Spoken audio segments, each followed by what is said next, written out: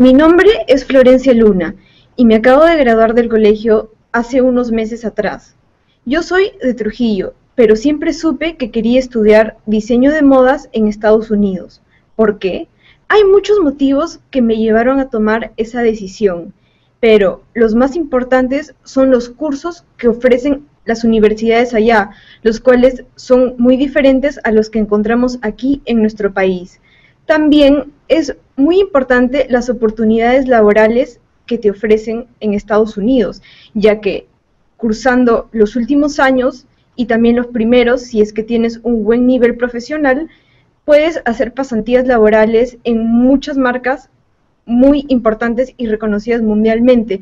En Education USA puedes tener la posibilidad de conectarte no solo con un advisor que te va a guiar en todos los pasos, sino también con muchos otros estudiantes que están pasando por el mismo proceso que tú. Hay más de 400 centros y oficinas de Education USA en el mundo. Sin embargo, en Perú encontramos aproximadamente 10, distribuidas en varias ciudades del país. Pero si es que en tu ciudad no hay una oficina, no te preocupes, porque puedes comunicarte por Skype, por Facebook, por email o incluso por WhatsApp. Y así no vas a tener que esperar mucho tiempo para poder resolver tus dudas. Y bueno, ¿qué viene a ser lo más importante en un proceso como este? Yo considero que lo esencial es una investigación muy profunda respecto de lo que quieres, una vez que ya has identificado a la carrera que quieres ir. Por ejemplo, en mi caso, yo siempre supe que era diseño de modas, pero si es que te gusta la moda, pero también los negocios, podrías escoger estudiar fashion merchandising, o si te gusta el periodismo, podrías escoger Fashion Journalism, o si te gusta la ilustración, Fashion Illustrator. Y hay muchas carreras más que te pueden dar la oportunidad de desarrollar todas tus potencialidades y de ser muy feliz, de sentirte contenta con lo que haces y muy identificada con tu trabajo. Todo esto tú lo puedes lograr investigando, trabajando duro y acudiendo a una oficina de Education USA.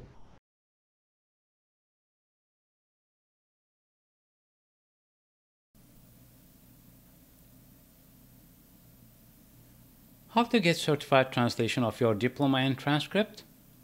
You will need certified translation of your educational documents if you want to continue your study or get employed in the United States. What kind of certified translation do you get? It is a word-for-word translation in a format similar to your original document, similar, not exact. Translation of the content of your document is more important than its format. Evaluation will be based on the content of your document. We certify our translations in such a way to be acceptable by the universities, colleges, and foreign credential evaluation services. You will need this word-for-word translation of your diploma and transcript for evaluation of your education in your native country. Certified translation rates are different for different languages and for different documents such as diploma, transcripts, etc. Finally, you get a volume discount if you have more than one page. How to send your documents to us? You can send us your documents by scanning and attaching them to your email message to us. Try to scan your documents in most popular formats such as PDF and JPEG. Make sure that your file size does not exceed 10 MB if your email server has limitation on file size. Try scanning in grayscale mode. Black and white scanning may not give you good results, especially if your documents have fine prints, small letters, or handwritten information or data. Color scanning gives the best results with a larger file size. Faxing your document is another option. We need your email address if you fax. Keep in mind that fax is in black and white and has about 300 dpi, which is a very low resolution that makes it difficult to read clearly. For this reason, scanning is much better option. You don't have a scanner? You may try your mobile device such as cellular phone or your laptop for scanning. Contact one of your friends who may have a scanner. Try scanners at universities or public libraries.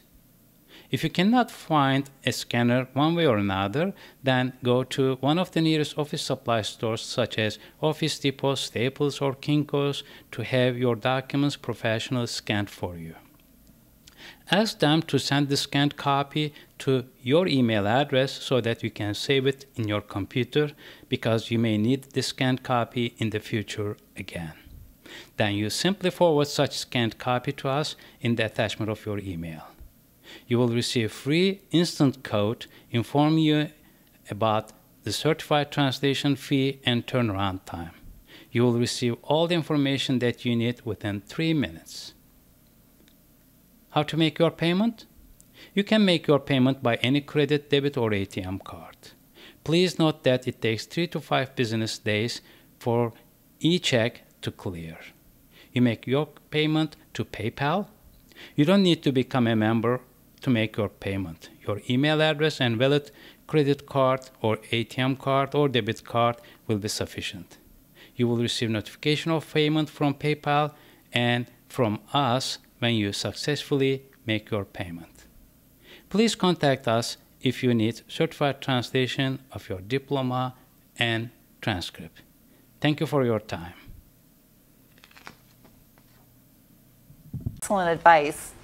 It looks like some of our online participants are asking about working while they're in school to help pay for their studies. Is it possible to work? Right. Well, according to current visa regulations, if a student is on a student visa, they can work up to 20 hours a week on campus with permission from immigration, and there is an office on everyone's campus called the International Student and Scholar Services. So they deal with immigration regulations. They also work with programming and adapting to transitioning to a U.S. university campus. But the law does allow for up to 20 hours of work on a campus. Personally speaking, from the students who have worked in my office over the last 8 years, I've had a variety of students. No one student could even give me more than 14 hours a week because of the academic obligations. Mm-hmm. The first job a student has is to be a student. Mm-hmm. So getting a little job on campus, legally it's allowed. You've got to have really good time management skills, and it's good pocket money. It will not finance your education, but you can do so. Now, over the summers, a student can request permission to work off campus up to 40 hours a week on a student visa during the summer period. And summer in the United States is from mid-May till about mid or end of August. So that could be a nice period of time if the student gets the job that has been allowed him or her to do. When a student finishes their education, under the current laws, if they're on a student F1 visa, they can stay in the United States for a year and do an OPT, an optional practical training program, as long as they are employed within a certain number of weeks after graduation and in a field that is related to the degree they studied, and that they have an employer who is going to hire them. But that would be work with a salary for a year to get that experience. And after completion of every degree, they can get that 1 year of experience after a BA or an MA or a PhD.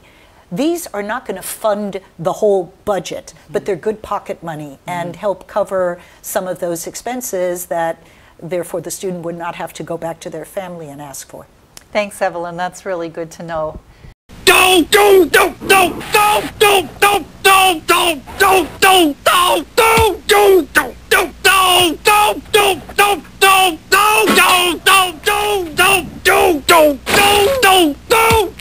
Yummy, yummy, yummy, I got love in my tummy and I feel like loving you. Yummy, yummy, yummy, I got love in my tummy and I feel like loving you. I am evil Homer. I am evil Homer. I am evil Homer. I am evil Homer. I am evil Homer.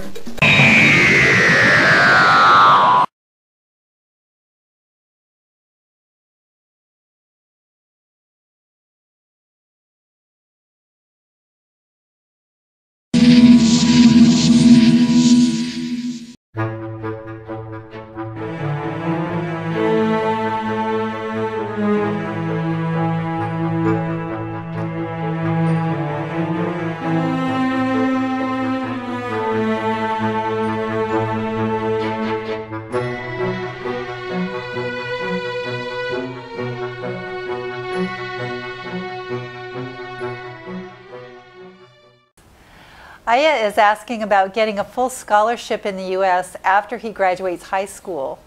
Evelyn, what kind of financial aid and scholarships are available for international undergraduate students? Right. Well, a very popular question, and unfortunately one there with over 4,300 universities in the U.S., there is a very, very small percentage of universities that will offer full scholarships. That is the unfortunate reality of studies. That's not to say that they're not available, but one place I would start, again, would be to go back to the Education USA Advising Center that would have resources that have been gathered over the years of universities that have a tendency to offer full or almost full scholarships. I'll be happy to talk about some strategies later as well, but when it comes to full scholarships, the reality check is that there is a very limited number of students, and the criteria could be a combination of factors. First, outstanding academics, leadership, English language skills. So the student would have to be an amazing student. But many times there are scholarships that could be based on diversity factors, that a university is looking to bring more students from a certain part of the world that they may not have had before, or they may have an endowment and a benefactor who is dedicating a certain amount of money to a student who comes from an underrepresented area.